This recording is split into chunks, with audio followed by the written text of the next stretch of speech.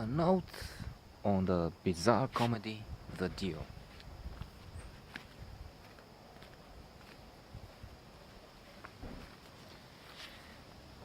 This is an outrageous proposition in, in places, if not altogether. Um, we're watching the filming of a film within there's a film within the film about Benjamin Disraeli, Prime Minister, the British Prime Minister in the 19th century, wherein they want to use a star that is African American. He had been working in action films, something like a more than Bruce Lee or the equivalent. And this is, of course, preposterous in many ways. But it's a comedy, so I guess the audience is supposed to laugh at such outrageous combinations.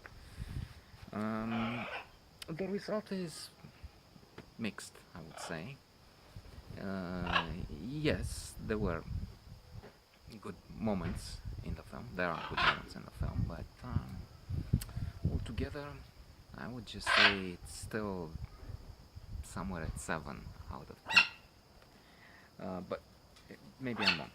There will be elements that I love. Elliott Gould, one of my favorites. He's a rabbi, and his very presence, his charming personality adds a lot to the film. William H. Macy is also very good. I understand he had an important role to play in the making of the film with the script and more. Um, Elliott Gould is a rabbi in the film. He's a consultant for the aforementioned African American star who had just converted to Judaism, and he has therefore some crazy ideas. I guess this is also a satire on phenomena that takes place in the world of Hollywood, where so much extravaganza is in order, and reminds one of Seinfeld and his infamous dentist who had just converted to Judaism, and therefore he feels he can do jokes on Jews and more. Our sense of humor has kept us going for thousands of years. He says, I don't know, 2000, and Jerry Seinfeld, uh, Jerry also in the film, of course, in the comedy, corrects him. It's 5,000 years.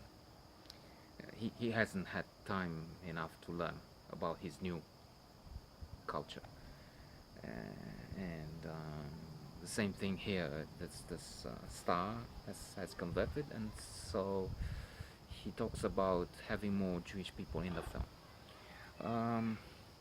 There is also some element of drama, of course, so the romantic comedy. Um, Between Charlie Burns, aka William H. Macy, and the character of Meg Ryan, who is a studio executive, and she is outraged by the way this project of a film is going, and the many meetings. I've learned from the fabulous book on Hollywood Adventures in the Screen Trade by William Goldman, a winner of 2 Academy Awards for his scripts for Butch Cassidy and Sundance Kid and All the President's Men, that indeed meetings are the key, the mantra that is repeated, and meetings keep taking place. So they have a meeting, they don't have a script, but if they get this Bobby Mason, that's the name of the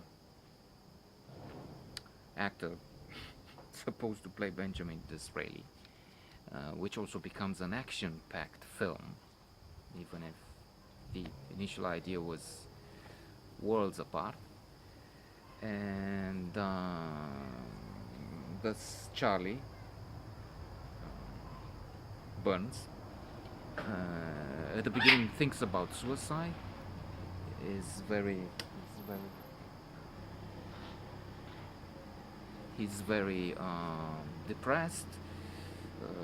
Tries to use his car to do that. He has not had success in a long time, and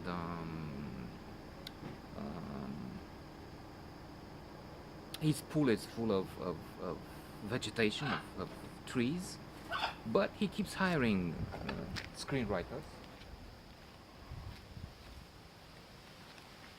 to come up with an outrageous story.